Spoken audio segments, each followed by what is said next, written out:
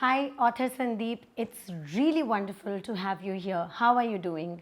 I'm doing good, Dashika. Thank you for asking.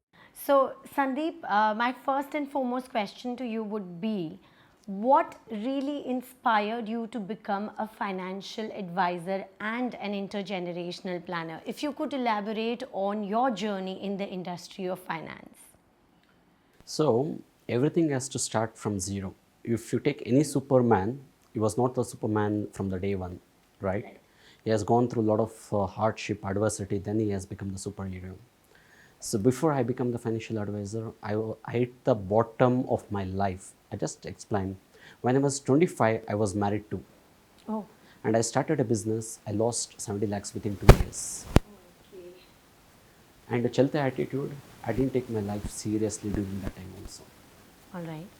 So when I met my client and his father got a third stage cancer, their entire family was devastated. They have no clue what to do with his father's business or what will happen if his father passes away. They had no clue. I went through that trauma of the family. That time I decided what will happen to my family if I'm no more with this worst situation. That one thought sparked the idea. So I went to Madiwala Lake. I sat for 1 hour. What is the reason for this? I was good at marketing, sales, but one thing I was lacking was the financial aspects. Whatever you do in the business that impacts your bottom line, the financial statement, Correct. that I was not aware. Even I was not aware that there is a three types of financial statements are there. As a being born and brought up in the traditional family business house, what we know just how much we are earning, how much we need to pay, and how much is the outstanding. That's all we would be knowing. Right. Then that made me to learn about finance. I went to E&Y. I studied for 6 months, finance for non-finance. I didn't understand much because my peers were CAs and CEOs. It was not like a traditional education system when we learn at the higher level. The case studies were not, I was not able to understand. Then I met Dr. Anil Lamba. He is one of the finest corporate financial literacy activists. He taught me how to read financial statements, how it impacts. While learning, I became the fan of financial numbers and financial concepts. Okay. That's how my Wow. journey has started. And I worked for 6 years non-stop, 18 hours per day. I started implementing all the knowledge, whatever I learned, and understood in the meantime what all the myths are there in the market. So I started enjoying, and after 6 years, I became financially stable. I thought, why can't I share my knowledge with others? That is how I become the financial advisor. So, Sandeep, could you please give us an overview of the four books that you have authored? Sure, I'll give the overview of all the four books. The number one is How Do You Build Your 21st Century Financial Plan? The financial planning industry changes every few decades. The strategies which has worked in the last century, in the 20th century, may not work in the 21st century. True. Why it may not work, I have covered that, and also the author's inspirational journey I have covered in that book. The 5 stages in the life and how you need to position your finances portfolio, because at the early age the exposure to the equity should be more. As you become older, the risk taking capacity comes down. What should be your portfolio during at the last stages of your life, Okay. and the what should be the insurance coverages, and at what instances you need to meet financial advisor.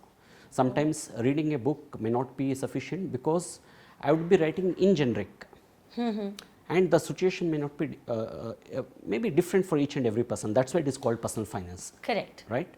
So I always I'll advise my clients or the readers to read a book and acquire the knowledge, but while implementing, kindly consult the financial advisor, because you need to explain your personal situation to the advisor to give the tailor-made solution. And the second book is the investment guide for entrepreneurs. The way the entrepreneurs invest, the way non-entrepreneurs invest is different, because for the entrepreneurs the two things are common. The one is liquidity issue, and the second one is the certainty issue. You may be doing the business, and so many people are doing business. It is a common across all the spectrum. They have a liquidity issue, whether Mukesh Ambani or me, I have a liquidity issue, and also I have a certainty issue. So for us, the investment is totally different than the for the employees compared to the employees. So why it is different? How we need to invest? Why compounding is not a miracle? Many people says that compounding interest is a miracle. No, I don't say it is a miracle. And how to not misled in the financial aspects. All those things I have covered. Okay. Because entrepreneurs are truly different breed and risk-taking breed. I 100% agree with you on that part. Yes. Yeah. And the third point is, the third book is The Terrifying Tax Traps. 9 out of 10 business owners overpays the tax. Okay. And in this book, I've covered why should they work with financial advisors and tax accountants or auditors, or you can say it as a CA. Why should they work frequently? Many people do not know the difference between finance and accounting.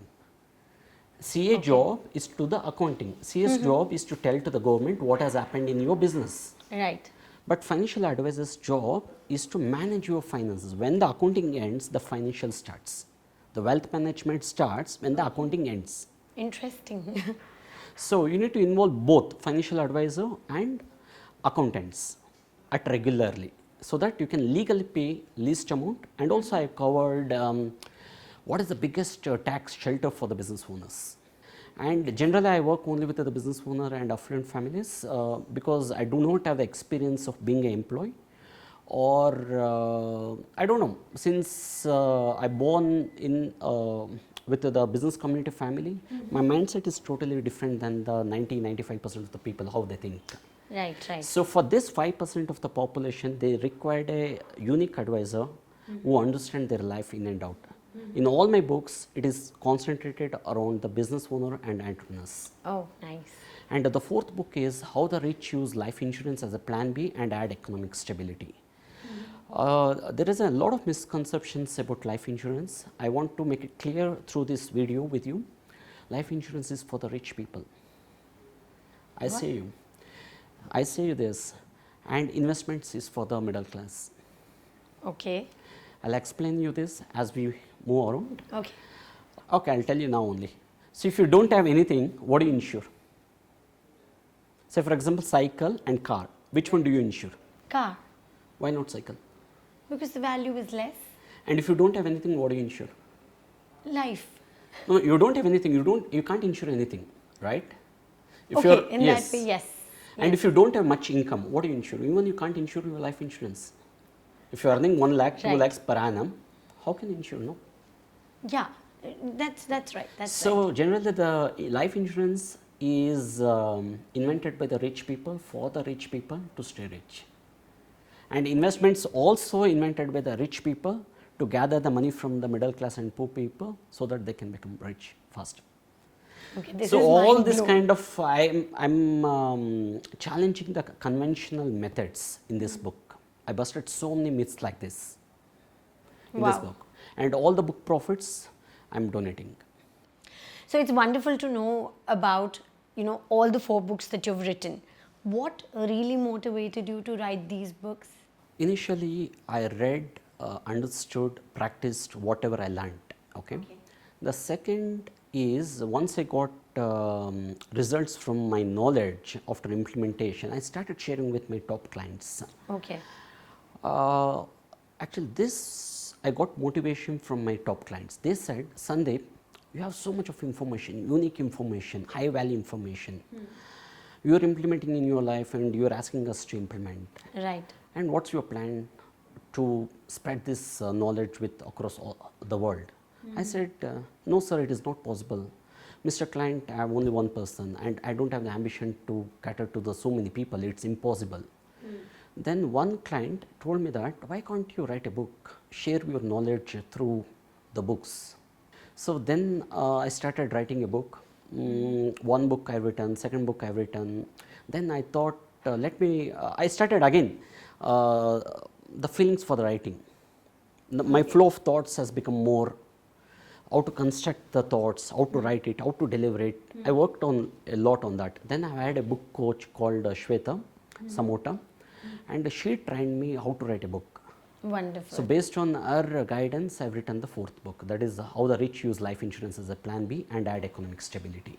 And now The there's no motive looking back. is to spread the knowledge, and also it acts as a legacy for me as well. Wonderful. So excited and slightly more curious about the 4th book, the recent book. Yeah. Could you share some key messages that the readers should be taking away from this book? Yeah, wonderful question. Um, all the wealthy people, Shika, they know how to make money. True. And also they know they don't know how to manage money and how to transfer that wealth or money to multi-generations. Statistics says that 70% of your wealth is lost within one generation and 90% of the wealth is lost by second generation. Oh, okay. So in this book, I covered the Rockefeller's method. Rockefeller's family is the one of the wealthiest family in US. They preserved their wealth for more than 100 years. Until now, their trust has $10 billion. So I thought, why can't I share this knowledge with my readers through this book? And this entire Rockefeller's method works on the cash flow insurance. Okay. And how to integrate this cash flow insurance with your trust so that you can perpetuate, preserve and transfer the wealth for multiple generations along with the value system whatever you developed as a family. Wow. So this is the main reason I have written this book, and also I have written how to not get into the pitfall by other wealthy families who lost wealth within 1 or 2 generations, like a Vanderbilt, and even in Karnataka, even in India, you can see so many people they lost wealth. It's not about making money. Making money is more easier. Most of us think that making money is easy. Sorry, it is difficult. No, it is easy. But preserving and transferring is much more challenging. That is where I come in. So, Sandeep, in your book, you also emphasize on the need of questioning the financial assumptions and myths. Could you share some of the most common misconceptions that we have taking rounds these days, and also why it is crucial to question them? Okay, I'll give multiple concepts here. Why we need to question the financial knowledge, whatever we are getting. Okay. For your information, I refuse to accept 97% of financial information available in the market or from the financial advisor or financial institution or friends and family. I'll tell you why. 97%? Yes. Okay. Because last year alone, 48,000 crores has been spent by the financial institutions to produce the content on the Google or for the blogs or webinars or seminars, and they train thousands of financial advisors. By listening to them again and again and again, we think that whatever they're telling is correct. But it's all paid. Paid. Okay? I'll tell you why. All the financial institution has a 4 agenda. The first agenda is they want your money. Right. Still they are not happy. Second one is they want your money regularly. Are they happy now? No. Okay. Third point is they want your money as long as possible. Are they happy now? No. Okay. Fourth point is if you want to withdraw your own money, they want to give it as slowly as possible. Are they happy now? Yes, they are happy. If you study any financial institution, they follow these 4 rules. They want your money, they want to keep it for as long as possible. When you want your money, they want to give it as slowly as possible. Wonderful. This is how all the financial institutions works. For example, during the World War, many people thought giving money to the market or investing is a riskier. The scarcity was the mentality during that time. Everyone was only saving. Nobody was taking the risk because the World War was not in the order. Too many volatility in the market. Right. Once the World War is over, if you see in the US, people started investing in the business. The people who invested in the entrepreneurship and business, they became the millionaires and multimillionaires. Again, the shift got it from the scarcity to abundance. Okay. Now, after 1990, if you see even in India, the economical reforms has happened. I want to become much more richer now. What can I do now? I invested my money. Earlier, the scarcity, saving mentality. Now, abundance mentality. I want to grow faster. I need money. Right. So, a lot of risk is there in the business. I want money. If I go to the bank, they will ask me so many questions. Yes. I can't fulfill their needs because they know how to do the risk analysis, risk assessment. If I borrow the money from the market, they don't know much. I can complete risk on them and their money is with me. Okay. I'll become rich, I throw them the peanuts. Wow. So this is the mindset it is happening. If you see like few decades back and few decades back and now the current situation. And one of the myth I want to burst is the self-insurance. Self-insurance is a myth. What self-insurance is if you accumulate enough assets, that assets itself takes care of the risk. You may not require the insurance, that says. That is a myth. There is no concept called self-insurance. Either you have insurance or you don't have the insurance. Say for example, to save the premiums, I'll take the term insurance for 60. By assuming that by 60 I'll retire and I'll accumulate a lot of assets. Okay. But what happens if I lose the asset? Again, I need to pay the money. So I have a 1 million house or 1 crore house. If something happens to the house, again from my savings I need to repay, no? I need to rebuild, Right. no? Right. And I'm at 60 and I have enough years to again work for another 5-10 years. If something happens to me, who's going to replace my money? No one. Insurance is the only product in the financial products, among all the financial products, which replaces your income which you have not earned it at. Okay. This is the only financial product which replaces your future income that you have not earned it at if something risk happens. That's a smart way to look at insurance. No, insurance only product is this, to replace your income whenever the risk happens. At what instance, what are the bad risk? If you live too long, you have a risk. Someone has to replace your income. You can't work. Right. Oh, right. If you die soon, someone has to replace your income for your family. Correct. If you fall sick, who has to replace your income? Your bank account or the insurance company? Insurance company, because you pay a small fraction of the amount for the sum assured and you will get the full amount. Life insurance is always a multiplier.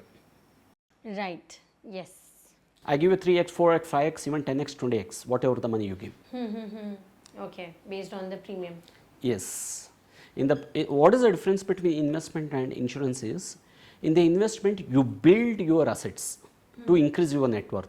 In the life insurance, you buy your net worth when you are healthy and young at the fraction of cost. Investments builds your net worth. Insurance buys your net worth at fraction of cost. Good distinction right there.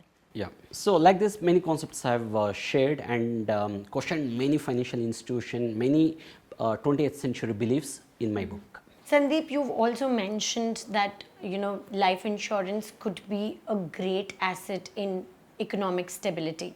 Yeah. So, could you please elaborate on the same with some strategies as well? Sure, definitely. There are only 5 types of asset classes, Shika. One is we have a equity. Okay. Even your business is also an equity. Right. Stock market, mutual funds, all this equity. Then we have a property, commercial, real estate, just a land, all these properties. Then we have bonds, then we have a commodities, then we have a cash and jewelry. As you know, wife doesn't allow us to sell the jewelry. I don't consider that as jewelry as an asset class. Right. So we have 5 asset classes. Okay.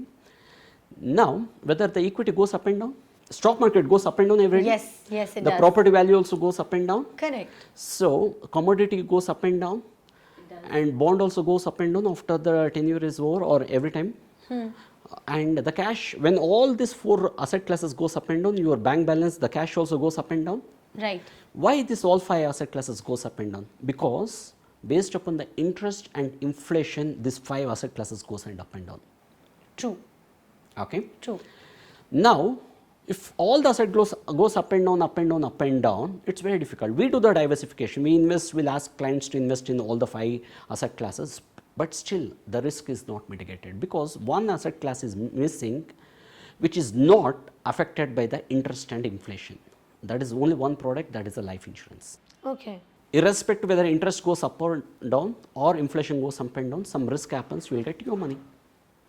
Even war is all happening also in the market, you will get your money. True. So all these asset classes goes like this, and if I enter one straight line, it softens the curve, right? It does.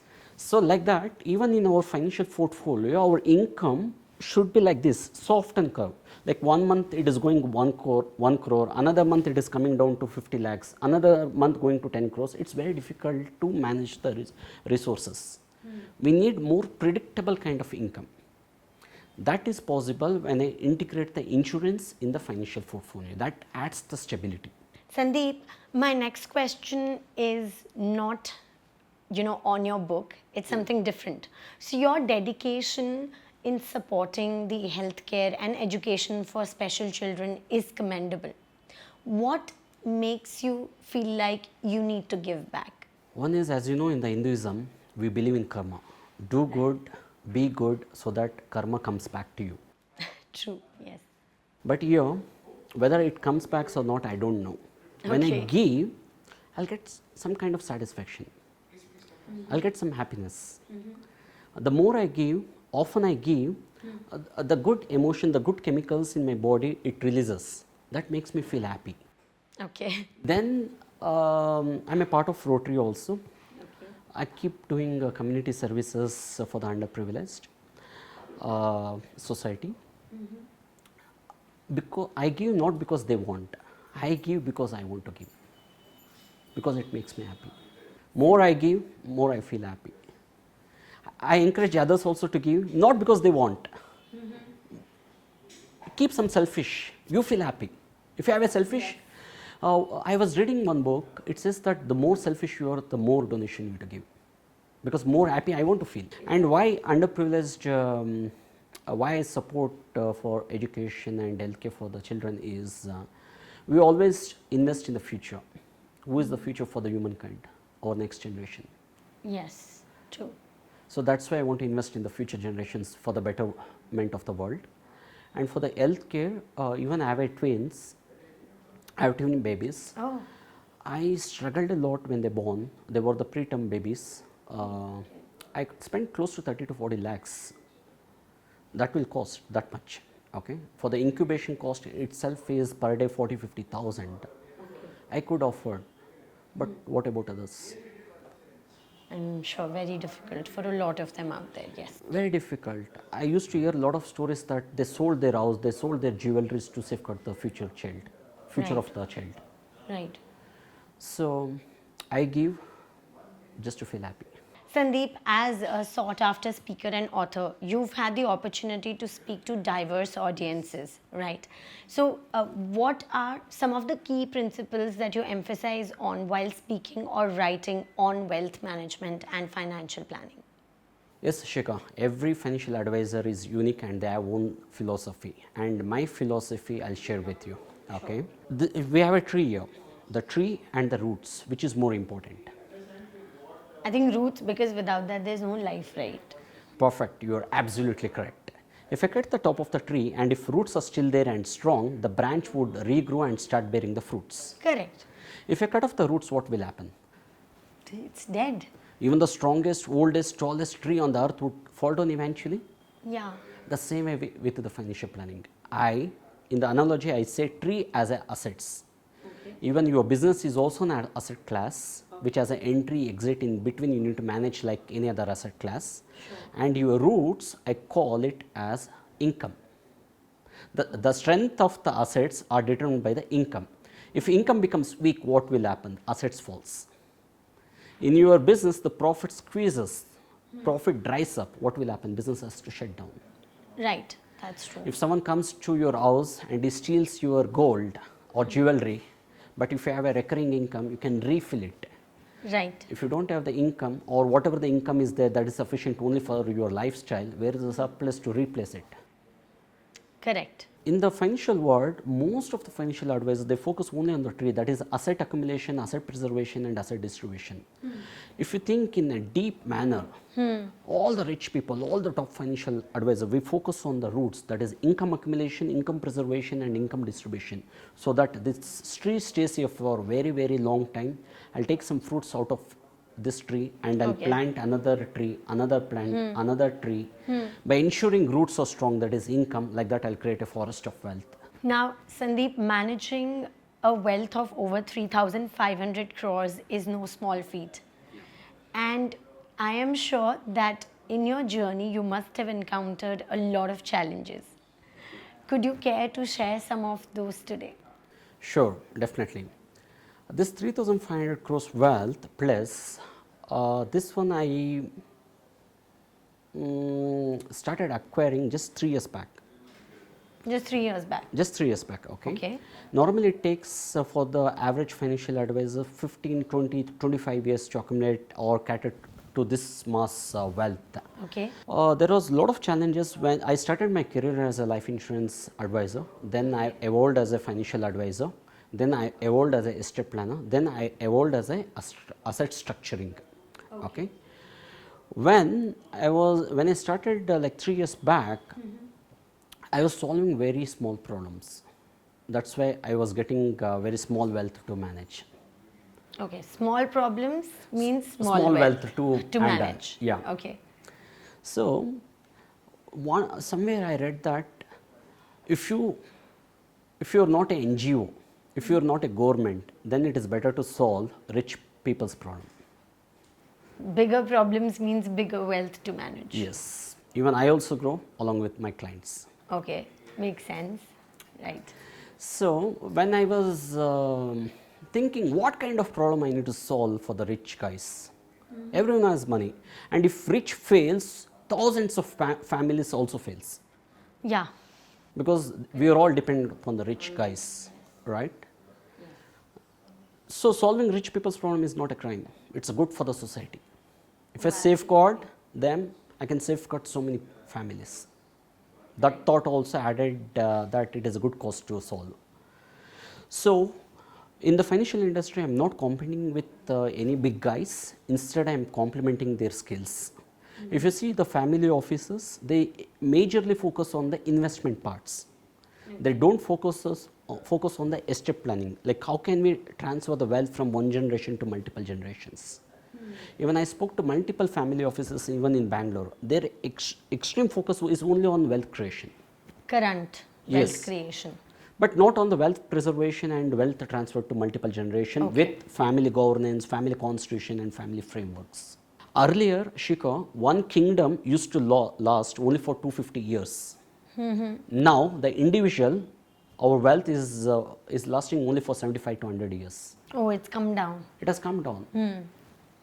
When the kings can safeguard the wealth for our kingdom for 250 years, even we can safeguard with the advancement in the estate planning and asset structuring and intergeneration planning. So, how I accumulated so much of wealth management?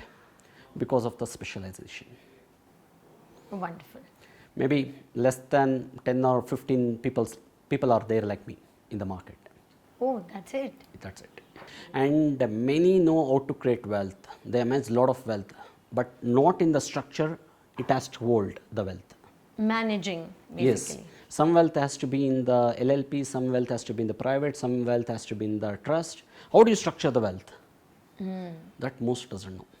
That is where I come in, and it is a quite easy cakewalk for me.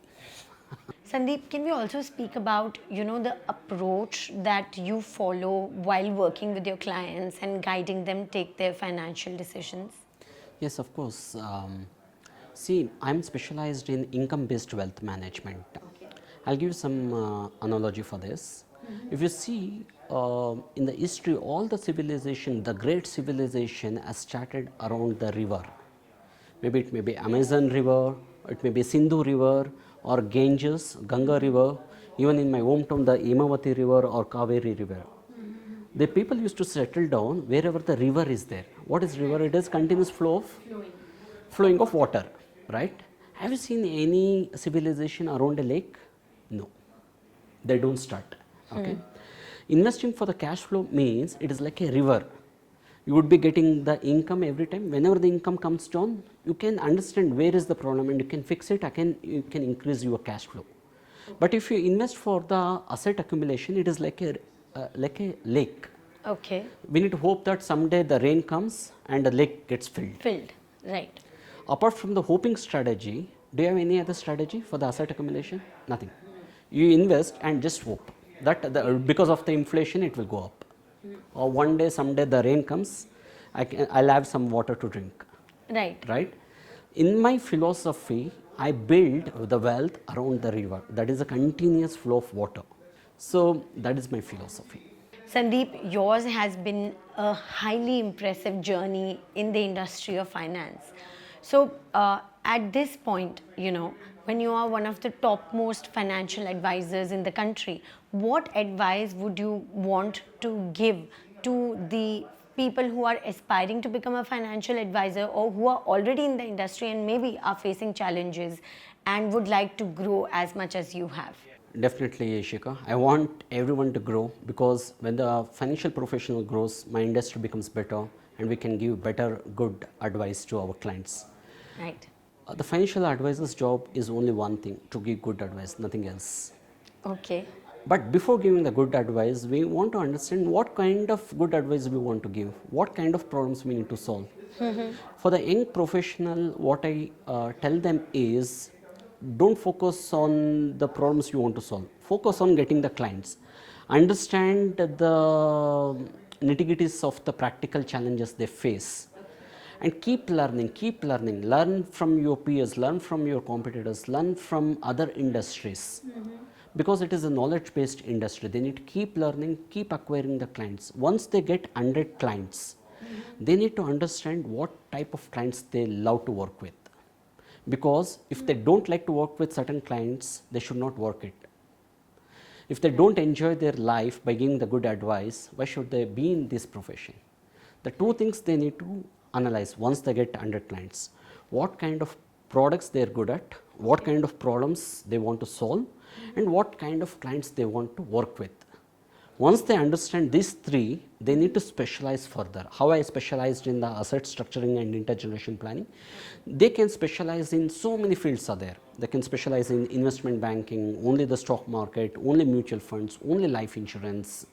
So many combinations are there. Whatever they feel good, they need to specialize after they get 100 clients. So there are many options. Yes. They just need to know which option is their kind of calling. Yes, but they need to specialize, or else they can't sustain. Great, great.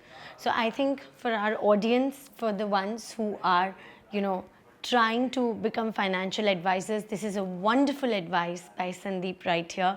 And let me congratulate you on this wonderful, impressive journey that you've had so far. And we are looking forward to more and more contributions in the field of finance as well as in the field of philanthropy by Mr. Sandeep.